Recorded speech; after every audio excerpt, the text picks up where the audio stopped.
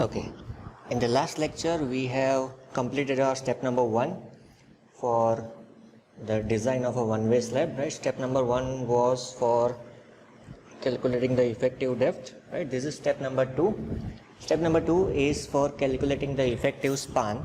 As you can see on your board, this is step number 2. This is to calculate effective span, right? How to calculate effective span. For that, first we need to see what is being given to us and what are the values that we can assume. So this is the first thing that is given to us, that is center to center span 3 meter, that is given in the data, right? This 3 meter means 3000 mm. This is given in the data. Second thing, that is important thing, is width of support, right? So if you see your data, the width of support is not given.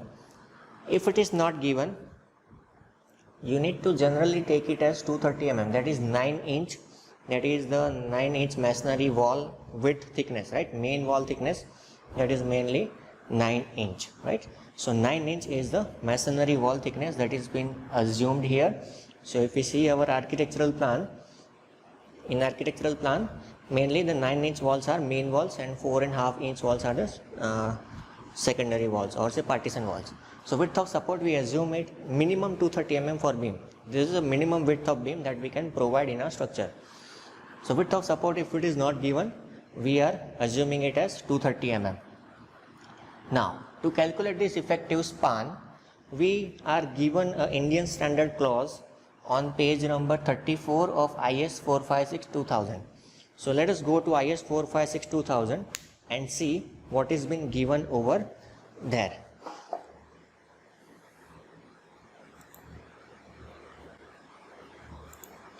So if you see this IS 456-2000 page number 34, there is a clause for effective span, clause number 22.2, clause number 22.2, page number 34, IS 456-2000. There are different conditions given, right? We'll go one by one, right? So first condition given is for simply supported beam or slab. If the condition is simply supported beam or slab, then how to calculate effective span? So the effective span of a member that is not built integrally with its support shall be taken as clear span plus effective depth of slab or beam, or second is center to center support, whichever is less. So there are two criteria given. First criteria is clear span plus effective depth of slab. Clear span plus effective depth of slab. And second is center to center of support. Out of these two, whichever value is less, that will be our effective span. This is for simply supported beam or slab. Now let's go to the next page, part B. Continuous beam or slab. If it is given as continuous beam or slab, in that case, if the width of support is less than 1/12 of clear span, the effective span shall be as 22.2a. So we need to check this ratio, that is 1/12 multiplied by clear span. If the ratio is less than the width of support, then we need to consider the same criteria given in the A. And if the supports are wider than 1/12 of clear span or 600 mm, whichever is less, the effective span shall be taken as under. So there are three more criteria given for that, right, which is not a part of our structure. First, let us go by our example. So as we already know that we are doing a design of a continuous slab. So first we need to check our 1/12 multiplied by clear span value. So let's check that and see how that value is coming. Okay, so here we are first checking this 1/12 multiplied by clear span. So as we already know from the data, clear span is 3000 mm, right? Clear span is 3000 mm. So 3000, sorry, not this 3000 mm, clear span is 3000 minus 230. Now what is the difference of clear span and center to center span? This 3000 is center to center span, and In the IS code, we require to calculate the clear span. So let us understand what is the difference. For that, I have drawn a sample figure over here. This is a slab, right? This is one more slab, and there is one more slab. So continuous slab has been shown here. Center to center span is this 3000 between the center lines, right? You can observe it. Now what is the clear span? Clear span is this span that is end to end distance between two beams, right? This is end to end distance between two beams. This is my clear span. So how to calculate the clear span? That is half of this support and half of this support we need to deduct from the total center to center span, right? So that is what we have done here. Clear span is equal to 3000 minus 230, which comes out to be 2770 mm. Now we need to check the ratio, that is 1 by 12 multiplied by clear span. So 1 by 12 multiplied by 2770, and it will come out to be 230.83 mm, 230.83 mm, which is less than width of support, that is we have assumed that is 230 mm, right? We compare this here, 230 mm, so which is less than the width of support, sorry, which is greater than the width of support, right? 230.83 is more. So width of support is less than this ratio. Width of support is less than this ratio. Therefore, now we go back to the IS code. Now we know the ratio. Now we go back to the IS code. What it is saying? It is saying that if width of support is less than 1 by 12 of clear span, which is the case in our example, the effective span shall be taken as 22.2a. So we need to refer to the 22.2a, and here the two criteria are given.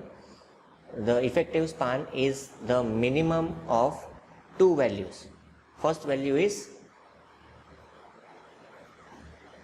clear span plus effective depth, or second value is center to center of supports. So whichever is less, you have that value taken. Okay, so let's go back to our example and see how much value is coming. Alright, we are back to our example, right? So now, therefore, effective span is smaller of two values. First value is clear span plus effective depth. Clear span plus effective depth. So let us see what is clear span. 2770 plus effective depth. So if you remember, we have calculated effective depth in the previous lecture, right, which comes out to be around, I think it was 90 mm, right? We have rounded up to 90 mm, right? So plus 90, that comes out to be how much?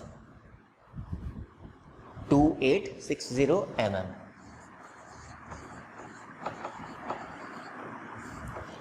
Second, center to center distance of supports, that is directly you can observe this from here, or here also we have written in the first center to center span.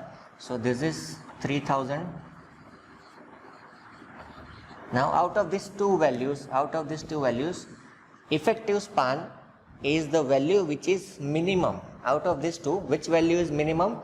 Whether it is 3000 or 2860, of course 2860, right? So we write 2860 mm.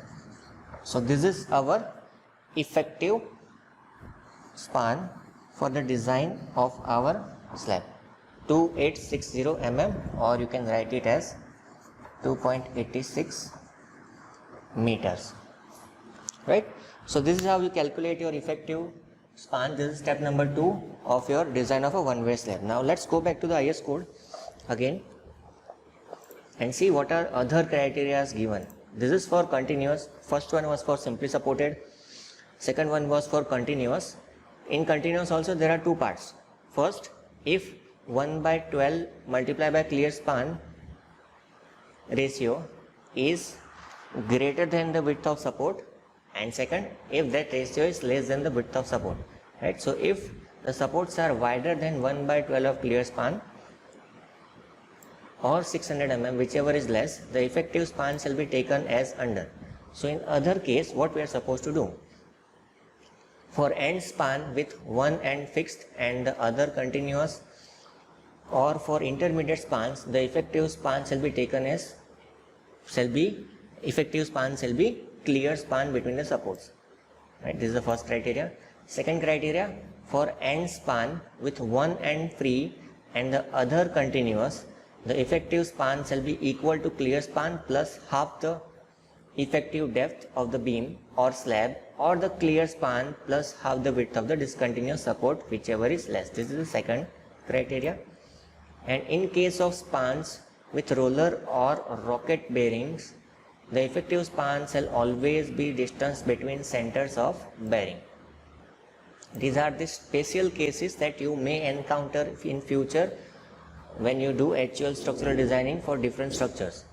Now, C part is for cantilever. If you are doing the design of cantilever slab or cantilever beam, the effective length of a cantilever shall be taken as its length to the face of the support plus half the effective depth except where it forms the end of a continuous beam, where the length to the center of support shall be taken. Right? This is for continuous beam criteria or continuous slab criteria.